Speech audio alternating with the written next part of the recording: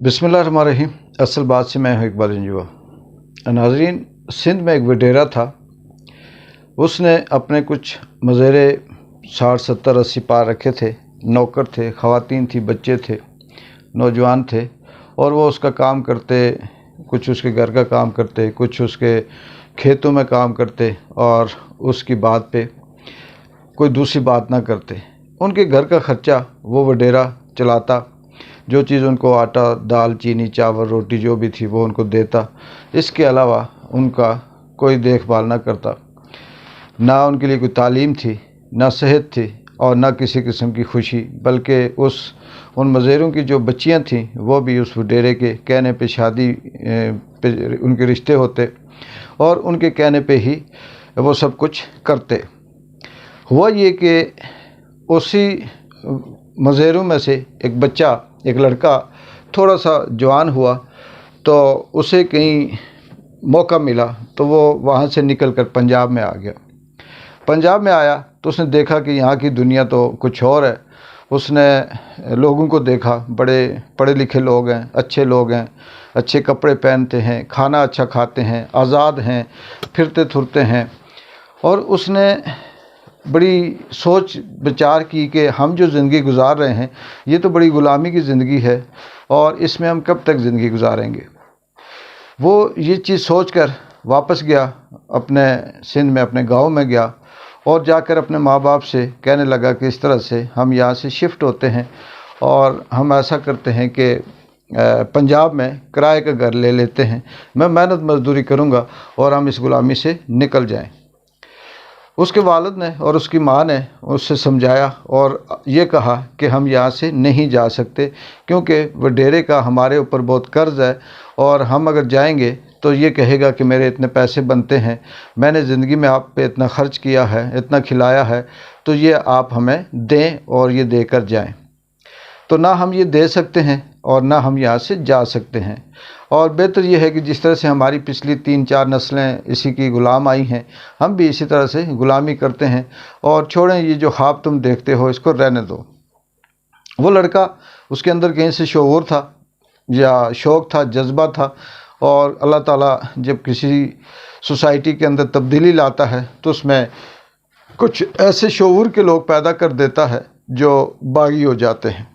वो पंजाब में आया, उसने मेहनत की, पढ़ना शुरू किया। तो पहली दफ़ा जब उसने एफ.ए. पास किया तो वो बहुत खुश हुआ। उसके पूरे ख़ानदान में इंटर पास करने वाला वो पहला लड़का था। उस दौर में भी शहबाज शरीफ साहब महाराजा थे पंजाब के, और वो एक दरख्वास्त लिखकर इनके पास गया, इनके किसी पीए शीए के पास गया, एमएनए के पास गया। तो इन्होंने कहा कि तुम बीए करो तो मैं तुम्हें जॉब दूंगा। उस लड़के ने मेहनत मजदूरी करके, होटलों पे काम करके, बर्तन धोकर अपना वक्त भी गुजारा, और साथ पढ़ता भी रहा, और बीए भी कर लिया। घर जाता, छुप छुपा के मिलता, वापस आता। घर का निज़ाम, क्योंकि वो वडेरा चला रहा था, खर्चा वर्चा वो चल रहा था, लेकिन वडेरे को ये बड़ा चुभता था। जब इसने बीए किया तो फिर से इसने एक दरख्वास्त लिखी और इसी तरह से महाराजा पंजाब को दी, और इन्होंने कहा कि आप ऐसा करें कि अगर आप एमए कर लें तो आपको जॉब इजी मिल जाएगी। अब उसके अंदर शऊर आ चुका था, वो उस ट्रैक पे चढ़ चुका था, वो समझता था, और उसने मेहनत की और उसने एमए भी कर लिया। जब उसने एमए की तो उसने ये सोचा कि मैं ऐसा करता हूँ कि जाके अपने माँ बाप को ले आता हूँ, क्योंकि वो एक पढ़ी लिखी सोसाइटी में शामिल हो चुका था। उसका जो दिलो दिमाग, जो सोच थी वो तब्दील हो चुकी थी, और वो समझ चुका था कि ये जो वडेरा है इसके हम ग़ुलाम हैं और इसके चुंगल से हम निकलें। उसने जब वो घर गया तो उसने एक अजीब मंज़र देखा। उसने ये देखा कि वो जो वडेरा है वो उस लड़के की बहन के गले में एक रस्सी बांधकर, दुपट्टा बांधकर उसे घसीट रहा है और उसे मार रहा है। ये नौजवान था, इसे गुस्सा आया, ये गया, इसने धक्का दिया वडेरे को और उसे कहा कि इसे छोड़ो। वडेरे और उसके जो उसके नौकर चाकर थे, उसके बेटे थे, वो भी डंडे लेके पहुँचे और उन्होंने इस लड़के को मारा, और ये कहा कि तुम्हारी इतनी हिम्मत है, इतनी औकात है, तो पैसे दो, हमारा इतना कर्ज़ है, ये कर्ज़ दो और ये अपने ख़ानदान को छुड़ा कर ले जाओ। अब क्योंकि उसके लिए वो बहुत मुश्किल था, اور وہ یہ کیسے قرض ادا کرتا، جاب اسے مل نہیں رہی تھی، پڑھ لکھ گیا تھا، وہ جو ہوٹلوں پہ کام کرتا تھا اس سے اسے اتنے تنخواہ ملتی تھی جس سے وہ اپنا مشکل سے گزارا کرتا تھا۔ اس پنجاب میں آیا، اس نے ایک گینگ بنایا، بنانے کے بعد اس نے چھوٹی موٹی ڈکیتیاں شروع کر دی، لیکن وہ تنگ آ گیا۔ 5-6 دوست تھے، ملے اور انہوں نے لاہور کی تاریخ کی سب سے بڑی ڈکیتی، ایک سونار کی دکان پہ، جیولری کی دکان پہ وہ ڈکیتی کی، جو اس وقت آج سے 20-25-30 سال پہلے کوئی 80 سے 90 لاکھ کی ڈکیتی کی۔ جب ڈکیتی کی، شور مچا، تحقیق شروع ہوئی تو کرتے کرتے یہ لڑکا پھنس گیا۔ جب یہ پکڑا گیا تو اس نے اعتراف کیا، اسے سزا ہونے کے لیے جج کے پاس پیش کیا گیا اور جج نے اسے کہا کہ تم اپنا بیان دینا چاہتے ہو تو بیان دو۔ اس لڑکے نے کہا جی کہ میں تحریری طور پہ اپنا بیان دینا چاہتا ہوں۔ اس لڑکے نے کاغذ قلم منگوایا اور تحریری طور پہ اس نے اپنی جو کہانی تھی وہ ساری A to Z اس نے لکھی کہ اس طرح سے میں فلاں جگہ سے ہوں اور یہ میری حالت ہے اور میں یہاں تک پہنچا ہوں، اتنی دفعہ میں نے درخواستیں دی ہیں اور مجھے کسی قسم کی کوئی جاب نہیں دی گئی، میں نے ماسٹر کیا ہے، اس وقت ماسٹر بہت بڑی ویلیو رکھتا تھا، تو اب یہ کام میں نے اس لیے کیا۔ جج نے جب اس کی درخواست کو پڑھا، اس کے بیان کو پڑھا، تو پڑھنے کے بعد جج نے بجائے سزا دینے کے اس کی سزا کو بھی ختم کیا اور اسی وقت اس نے اس کو 7ویں گریڈ کی جاب کا آرڈر کیا کہ اس کو کسی بھی پنجاب کے محکمے کے اندر، سرکاری محکمے میں اس گریڈ کی جاب دی جائے اور سیکیورٹی دی جائے کہ اس کے ساتھ کسی قسم کا کوئی حادثہ نہ ہو۔ جب یہ بات ہوئی تو اللہ تعالیٰ نے اس کی قسمت کو بدلا، پھر وہ یہاں سے ایک بیوروکریٹس آپ کہہ سکتے ہیں، ایک اچھے عہدے پہ تھا، جاب کی، واپس سندھ میں گیا اور جو پیسے تھے، جو باتیں تھیں، وہ اس وڈیرے کے منہ پہ ماری اور اپنے خاندان کو، بہن بھائیوں کو، ماں باپ کو لے کر پنجاب آ گیا۔ بعد میں کہتے ہیں کہ اس نے ایک اچھی سی کوٹھی لی اور یہاں پہ وہ سیٹل ہو گیا۔